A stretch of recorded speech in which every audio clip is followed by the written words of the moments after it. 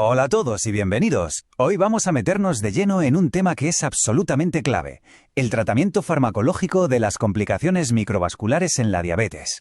Y para ello, vamos a seguir la pauta del módulo 13 del Diplomado en Diabetología del Instituto Internacional para la Formación en Salud. Así que vamos a ello. Para empezar, y para que nos hagamos una idea de la dimensión de esto, mirad este dato. Es tremendo. Según el IMSS, en México, un 35% de los pacientes, más de un tercio, ya llega con alguna complicación microvascular en el mismísimo momento del diagnóstico. Esto, claro, nos pone sobre la mesa una urgencia clínica que es imposible ignorar.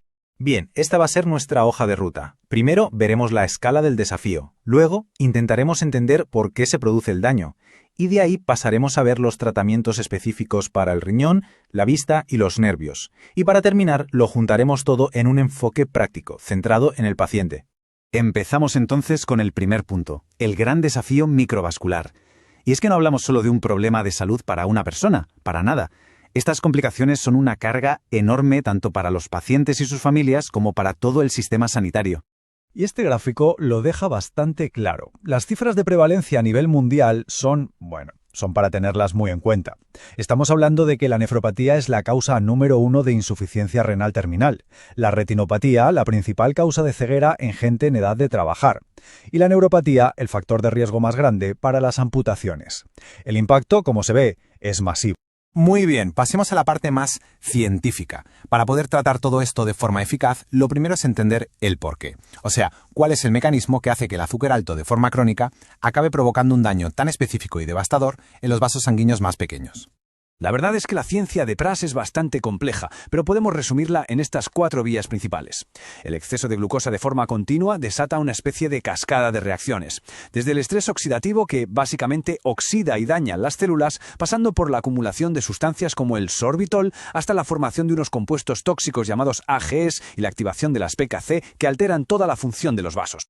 Y aquí viene la pregunta del millón, ¿verdad? Porque entender todas estas vías no es solo un ejercicio académico.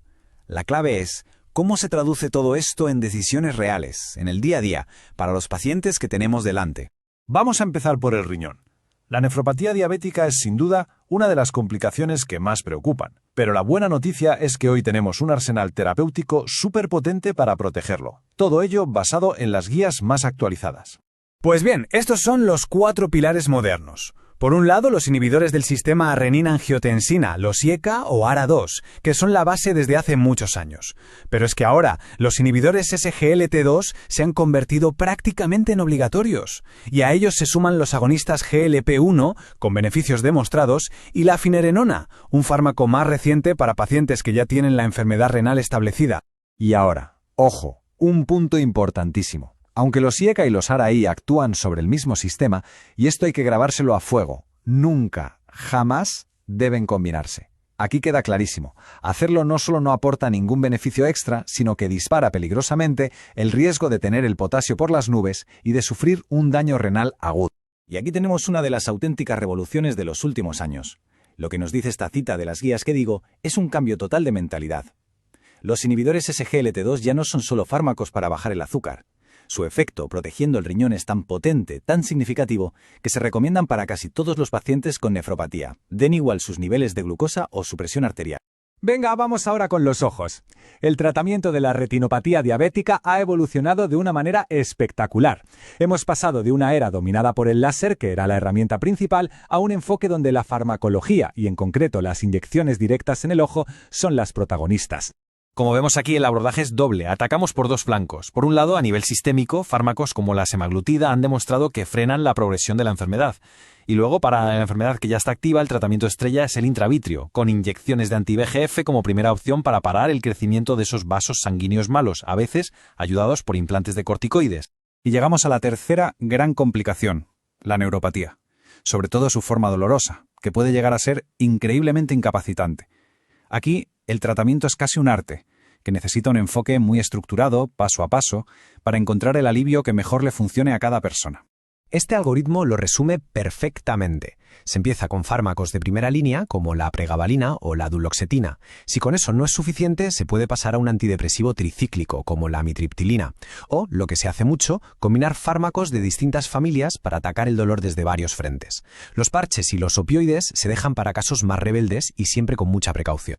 Esta tabla es súper útil para el día a día. Fijaos en la columna NNT, el número necesario a tratar. ¿Qué significa esto? Pues muy fácil. Nos dice a cuántas personas hay que tratar con el fármaco para que una de ellas sienta una mejoría del dolor del 50%. O sea, cuanto más bajo el número, más eficaz es.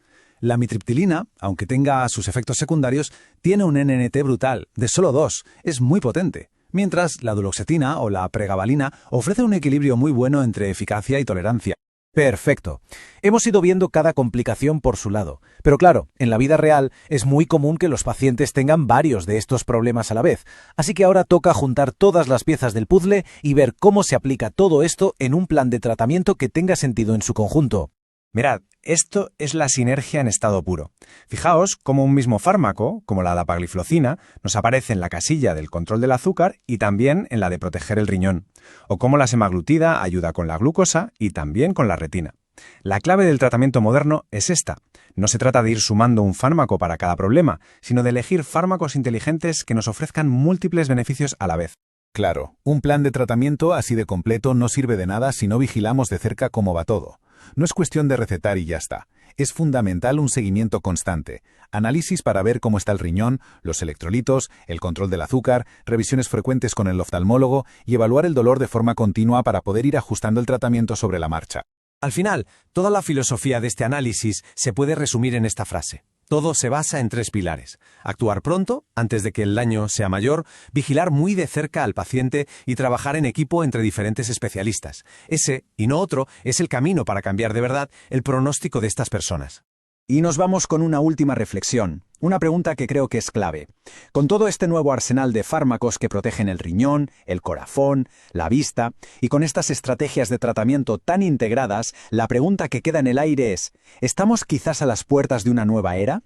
Una era en la que, para muchos pacientes, el avance de estas complicaciones tan devastadoras ya no sea una sentencia inevitable, sino una trayectoria que de verdad podemos y debemos cambiar.